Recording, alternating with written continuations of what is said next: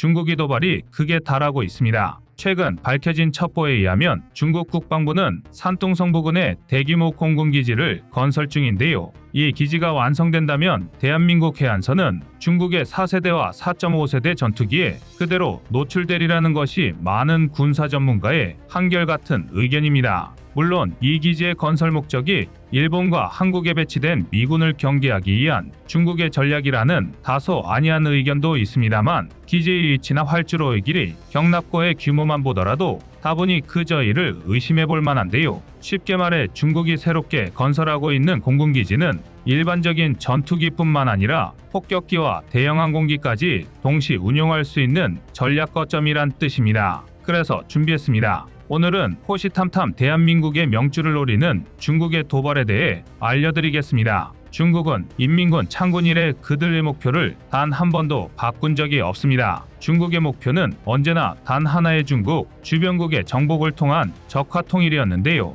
중국은 세계의 군축 추세에 역행하며 경제 규모를 키우는 족족 국방비에 막대한 투자를 쏟아부었습니다. 실제로 스톡홀름 국제평화연구소 시프리 추산에 따르면 중국의 군사비 지출은 지난 20년 동안 연평균 6.6%나 증가했습니다. 그 결과 20년 전 200억 달러, 대한민국 절반쯤이었던 국방비는 현재 무려 12배 가까이 상승한 2,300억 달러인데요. 하나 약 300조 원에 육박하는 어마어마한 금액입니다. 이미 세계 2위였던 러시아를 제친 지 아득한데요. 오죽하면 이제는 정말 미국과 해볼 만하다라고 생각할 지경까지 도달했습니다. 지금 중국은 자신의 성장에 도취해 자제력을 완전히 상실했는데요. 일례로 지난 1월 대만 해협에 미 정찰기가 진입하자 중국 공군에서 전투기를 출격시켜 일촉즉발의 상황을 연출하기도 했습니다. 남중국해에 위치한 파라셀군도 근처를 비행하던 미 해군 RC-135 정찰기에 중국 젠11 전투기가 공대공 미사일을 장착한 채 접근한 것입니다.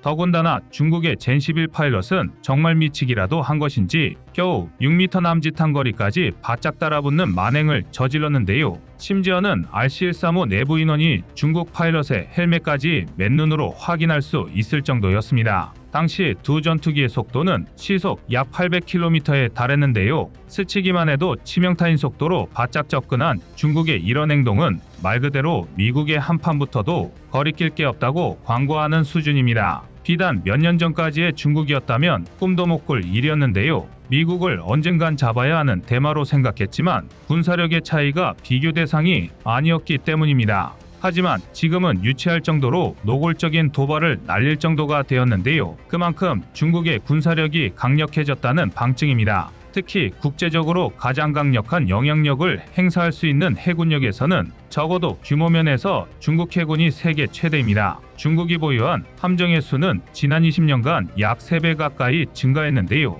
미 해군정보국 ONI의 첩보에 따르면 중국이 보유한 군함은 2015년 255척에서 2020년 360척까지 증가했습니다. 이는 미 해군이 보유한 함정의 총량보다 최소 60척 이상 많은 숫자입니다. 말 그대로 풀빵 찍어내듯 함정을 뽑아낸 건데요. 아이러니한 건 중국이 이렇게 빠른 조선 기술을 습득할 수 있었던 건 서방 세계의 민간 선박 대량 발주가 각종 설계, 공정 및 기술적 혜택을 제공했기 때문이라는 것입니다. 심지어 중국 국영조선소의 대형 선박을 가장 많이 발주한 나라가 바로 대만인데요. 결국 대만은 중국의 화전양면 전술에 속아 제 손으로 스스로의 목을 조른 셈입니다. 중국이 막대한 해군 물량을 갖추게 되면서 1990년 유아칭 해군사령관이 주장했던 돌연 전략이라는 망상을 실현할 수 있는 힘을 얻게 되었는데요. 물론 일각에서는 중국이 아무리 머릿수로 밀어붙여봐야 미국의 압도적인 질적 우위 앞에서는 무의미하다고 주장합니다. 그리고 이건 틀린 말이 아닙니다. 해전에서 물량 차이는 상당한 이점이지만 결국 질적 우위를 무시할 수는 없을 텐데요. 문제는 중국이 상대하는 건 미 해군 전체가 아니라 태평양 함대라는 것입니다. 미 해군은 전 세계의 바다를 7개 구역으로 나누어 함대를 배치하고 있습니다. 중국 입장에서는 해군 총력을 동원해 서태평양 구역을 담당하는 미 해군 제7함대만 상대하면 되는 것입니다. 이미 미국의 수적 우위를 선점한 중국이라면 해볼 만한 데라는 생각이 드는 것도 무리가 아닌데요. 실제로 CSIS는 앞으로 닥칠 양안 전쟁에서 중국에 의해 미 해군 또한 괴멸적 피해를 볼 것이라 분석했습니다. CSIS는 2026년 중국의 대만 침공을 가정하고 24번의 시뮬레이션을 진행했는데요. 그 결과 중국은 약 1만여 명의 병력 손실과 함께 전투기 155대, 함정 138척이 파괴되며 끝내 대만 침공에는 실패할 것으로 예측됩니다. 또한 미국의 대대적 공습으로 인해 보급로가 끊기게 되면 수륙양용 함대의 90%가 파괴, 3만 명 이상의 전쟁 포로가 발생할 것이라 추산되는데요. 사실상 전멸에 가까운 피해입니다. 반면 미국도 절대 무사하지만은 않습니다. 전쟁 기간을 3주로 가정했을 때 미국은 무려 2척에 달하는 항공모함을 잃고 약 3,200명의 전사자가 발생할 것으로 보입니다. 또 중국의 대규모 미사일 공격에 270기 이상의 전투기와 수십 척의 함정을 잃게 될 것이라 전망했는데요. 제7함대가 니미츠급 항공모함 한 척을 필두로 타이콘데로가급 이지스 순양함, 주말트급, 알레이버크급 이지스 구축함 등 약 35대의 함정을 기본 편제로 운용 중이라는 걸 고려하면 결코 무시할 수 없는 피해입니다. 더군다나 CSIS가 실시한 시뮬레이션의 결과대로 미국과 대만이 중국과의 전쟁에서 승리하기 위해서는 2주 이상 미국의 동원이 지연되어서는 안 되며 전쟁 이전의 대만을 완전 무장시켜야 한다는 등 상당히 까다로운 조건이 수반됩니다. 다시 말해 이제는 세계 최강이라는 미국조차 특정한 조건이 갖춰지지 않으면 중국을 상대로 승리를 장담할 수 없다는 것입니다.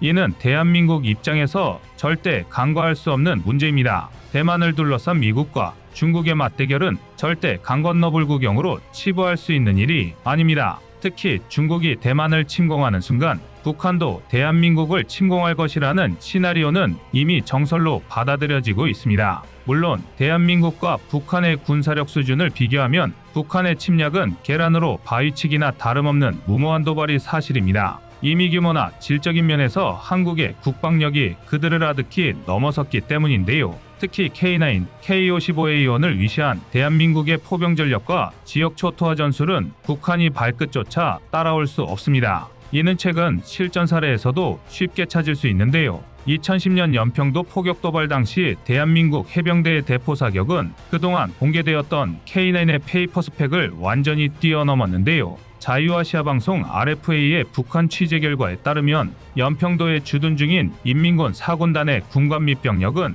연평도 포격전 이후 대한민국과 전투 자체를 꺼리고 있습니다. 북의 선제 공격 이후 우리 군의 K9의 대응 사격에 북한은 10명 이상이 전사하고 30명이 상처를 입는 등 상당한 피해를 보았기 때문인데요. 심지어 당시 우리 해병대 K9 포대는 이미 오전에 포격 훈련을 한 차례 진행한 뒤라 적재된 포탄도 없었고 흰대는 오전 훈련 도중 기능 고장이 발생해 불발탄을 처리 중인 상황이었습니다. 이는 비단 육상뿐만 아니라 해상, 공중 어디서도 북한이 대한민국을 군사력으로 대적하는 것은 불가능합니다. 그런데 한쪽으로 기운 힘의균형에 중국이 가세했다는 사실을 우리는 주목해 볼 필요가 있습니다. 중국은 지난 1992년 한중수교가 시작되며 아시아의 평화 분위기가 흐를 때도 뒤에서는 대한민국을 겨냥한 단거리 탄도미사일 800개를 해안선에 배치해왔습니다. 그런데 이 정도 사건은 약과입니다. 최근 밝혀진 첩보에 의하면 중국이 산둥성 부근에 건설 중이던 대규모 공군기지가 막바지에 다다랐습니다.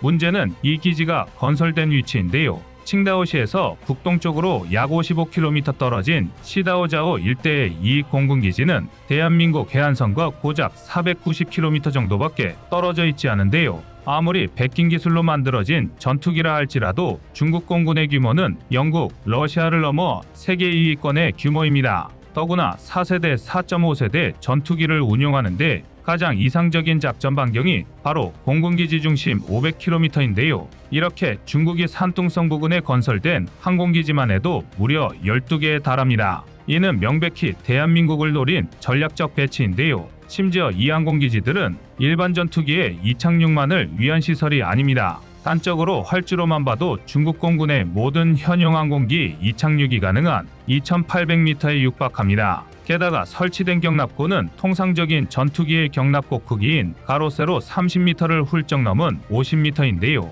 이처럼 비정상적인 크기의 활주로와 경납고는 중국 내륙 깊숙이 위치한 폭격기 운용기지에서나 볼 수 있는 핵심 전략 시설입니다. 쉽게 말해 중국이 새롭게 건설하고 있는 공군기지는 일반적인 전투기뿐만 아니라 폭격기와 대형 항공기까지 동시 운용할 수 있는 전략 거점이라는 얘기인데요. 대한민국이 당장 북한은 참교육할 수 있어도 여기에 중국 공군이 합세한다면 최소한의 피해는 감수해야만 합니다. 즉, 중국 입장에서는 북한을 이용해 국지전 양상에 도발만 감행시키더라도 대한민국과 미국의 발을 동시에 묶어둘 수 있습니다. 중국이 이런 효율 좋은 술책을 외면하지 않을 텐데요. 게다가 북한 단독으로 대한민국을 상대하는 건 무리겠지만 중국이 돕는다면 적어도 팽팽한 줄다리기는 가능합니다. 중국과 대한민국은 6.25 전쟁 이후부터 지금까지 적어도 군사 분야에서만큼은 단 한순간도 적성국이 아닌 적이 없습니다. 중국의 노림수는 앞으로 완성될 새로운 공군기지를 통해 대한민국의 주요 전략시설 타격을 목적으로 하고 있습니다.